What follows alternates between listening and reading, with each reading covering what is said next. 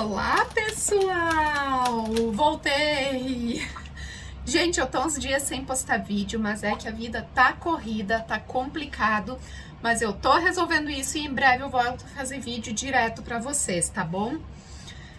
Pessoal, hoje eu tenho um relato que me fez refletir um pouco sobre... As pessoas têm dito, ai, tá chegando o fim dos tempos, mas, gente, pelos relatos que eu recebo de coisas que aconteciam antigamente, o fim dos tempos, então, vem desde aquela época, porque, assim, o que dá para perceber? Os horrores sempre aconteceram, só que hoje, com a internet, a gente fica sabendo deles, antes a gente não ficava sabendo. E as coisas horripilantes que aconteciam eram vistas como normais, como a história dessa senhora que eu vou ler agora, eram vistas como normais até pelos próprios pais.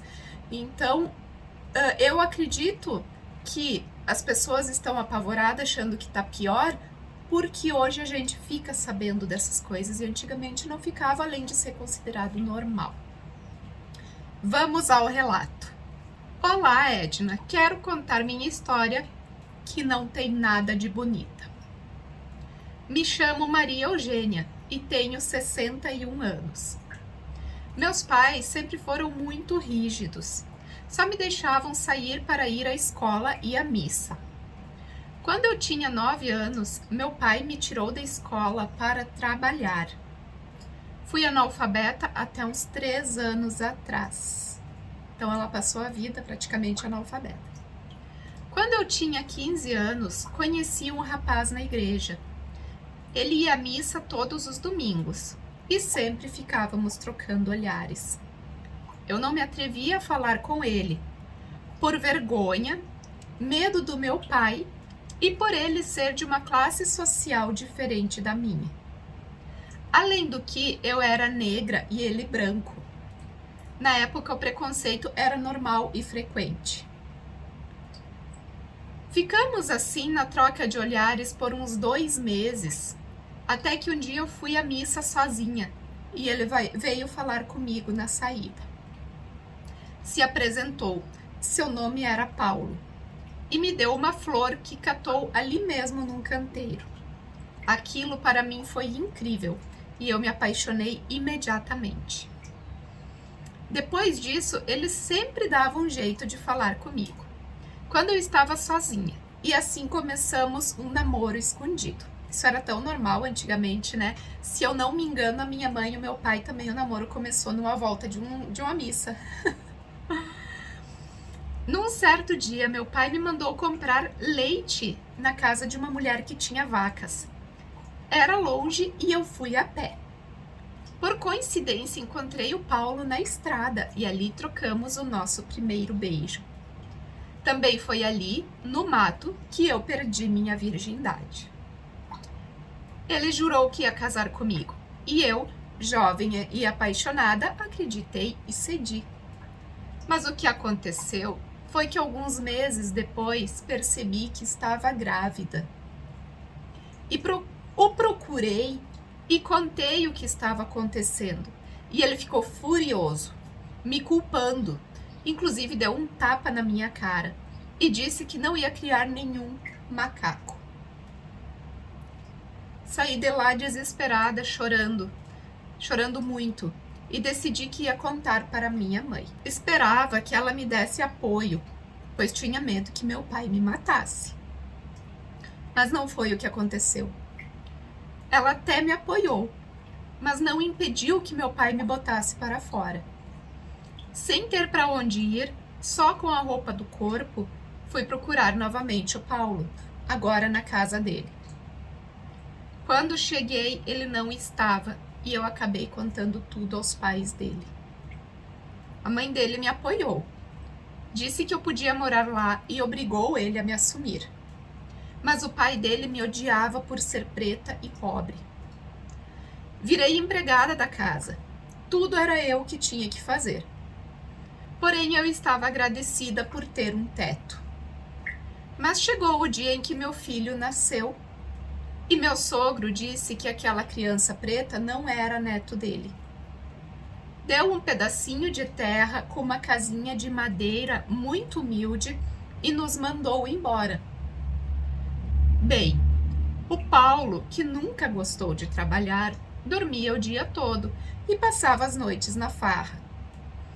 Voltava com o dia amanhecendo, sempre bêbado, e me batia. Também batia no meu bebê. Eu precisava sustentar meu filho, então pegava serviço por dia nas roças dos vizinhos e nas casas de família. Minha sogra me deu uma máquina de costura e eu fazia a reforma, e assim fomos levando. Sempre apanhei muito. Era constantemente pelo meu próprio marido. Tive 13 gravidez. Dessas 13, tenho 8 filhos vivos. Os outros 5 eu perdi nas sessões de espancamento. Ele nunca me deixou tomar anticoncepcional. Dizia que era bom ter bastante filho para colocar eles para trabalhar. Tive 5 filhos negros e 3 brancos que puxaram ao pai.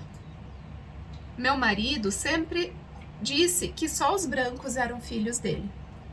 Inclusive, nesses ele não batia. Meus sogros também só gostavam dos netos brancos. Inclusive, meus filhos pretos eram proibidos de ir na casa deles. Então, eu não levava nem os brancos. Mas meu marido levava. Quando minha filha mais velha tinha 13 anos, descobri que ele abusava dela. O confrontei. Ele me deu uma surra e disse que, abre aspas, a preta não era filha dele, então podia fazer o que queria com ela, fecha aspas. Essa é a maior vergonha e maior culpa que carrego na minha vida. Não tive coragem de defendê-la. Eu tinha muito medo dele. Também não podia me separar, pois uma mulher separada, na época, era vista como uma vagabunda. E não conseguia mais serviço em lugar nenhum. Mas é uma coisa que eu não me perdoo por ter sido tão fraca. Nem a minha filha me perdoa. Até hoje somos distantes. Meus filhos foram saindo de casa um por um conforme cresciam. Todos odiavam o pai, até mesmo os brancos, que ele tratava bem. Tinham raiva dele por ver o que ele fazia comigo e com os irmãos. Todas as vezes que perdi meus bebês por causa dos espancamentos, nunca tive coragem de denunciar. Os médicos faziam perguntas, pois viam o óbvio, mas eu negava e dizia que tinha caído. O último bebê que perdi, ele não me deixou ir para o hospital e eu tive que aguentar tudo em casa. Passou 2 semanas e eu comecei a delirar e convulsionar de febre, e então ele teve que me levar. Meus filhos mais velhos contam que ele me jogou em cima de uma carroça e foi. Tive uma infecção muito grande no útero e tiveram que retirá-lo. Para mim foi um alívio, pois não aguentava mais passar por uma gravidez atrás da outra e colocar criança no mundo para passar fome. Eu era o couro e os ossos. Quando eu estava com 25 anos, minha mãe faleceu e eu não a via desde os 16. Quando eu estava com 37 anos, meu pai faleceu, ainda brigado comigo. Eu tentei me reaproximar deles, mas meu pai dizia que não tinha mais filha e minha mãe era muito submissa a ele. Essa é outra culpa que carrego. Meus filhos ficaram adultos e sempre nos ajudaram financeiramente, inclusive nos deram uma casa melhor. Eles sempre insistiram que eu abandonasse o Paulo, mas além do medo, tinha uma coisa muito forte que me impedia de largar ele. Era como uma dependência emocional. Eu tinha muito medo de ficar sozinha, mesmo não precisando dele, pois nunca ajudou a colocar comida em casa. Pelo contrário, diversas vezes ele pegou o único dinheirinho que eu tinha para comprar comida para as crianças e gastou com pinga. É que as pessoas que sofrem abusos assim, é até normal que elas desenvolvam essa dependência emocional. Elas acham que elas não são capazes de seguir sozinhas. A Mariana entrou aqui. Diz oi, Mariana. Oi. Ela entrou aqui porque ela queria ficar no ar-condicionado, porque tá muito quente hoje. Tá uns 40 graus, eu acho. Bom, hoje fazem 5 anos que ele morreu. Por isso eu resolvi escrever para você a minha história. Pois para mim, hoje é um dia festivo. Não derramei uma lágrima sequer no enterro dele. Alguns dos meus filhos nem apareceram. Depois que ele morreu, eu resolvi voltar a estudar e aprendi a ler e a escrever. Também abri meu ateliê de costura, que sempre foi meu sonho, e graças a Deus é um sucesso. Bom, Edna, eu sei que a minha história não é bonita, nem de superação, pois eu fui fraca do início ao fim. Mas eu queria lhe mandar para que as mulheres que estejam passando por isso saibam que tem sim uma luz no fim do túnel. Eu tive uma vida horrível e meus filhos também, mas hoje todos estamos bem na medida do possível, cada um lidando com os seus monstros internos como podem. Deus te abençoe e a sua família. Deus abençoe a você também, Maria Eugênia. E sim, é uma história de superação, porque uma pessoa que aguenta tudo isso a vida inteira, essa pessoa superou, sim. Essa pessoa conseguiu sair vencedora, porque a gente sabe o que são os abusos psicológicos e físicos também, nesse caso. E antigamente também eu sei como era. As mulheres tinham que ser submissas, as mulheres apanhavam, eram humilhadas, os filhos apanhavam, os pais faziam o que queriam, os homens faziam o que queriam, né? E as mulheres tinham que aguentar, elas não tinham apoio nenhum. Então, sim, a sua história é de superação, porque você venceu, você saiu vitoriosa, você foi atrás de estudar, você abriu seu ateliê, seus filhos estão criados, houve perdas horríveis, como a perda dos seus outros bebês, porém, você tem que focar nas coisas boas que estão acontecendo na sua vida para conseguir superar isso. E eu te aconselharia a procurar uma psicóloga também, porque é necessário nesse caso e para os seus filhos também, viu?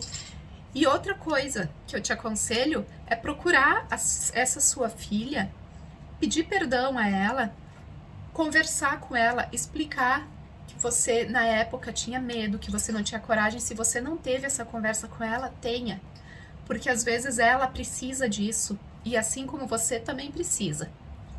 Aos meus inscritos que quiserem deixar uma palavra de apoio aqui para Maria Eugênia, eu vou ficar muito agradecida. Não esqueçam de deixar o like de vocês e até o próximo vídeo.